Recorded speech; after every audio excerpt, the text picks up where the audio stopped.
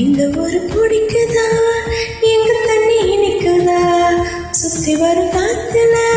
சுண்டேறு மணக்குதா, முட்டைக்கொள்ளு பிடிக்கவா, மூணு பாடி சமைக்கவா, எலும்புகள் கடிக்கையா,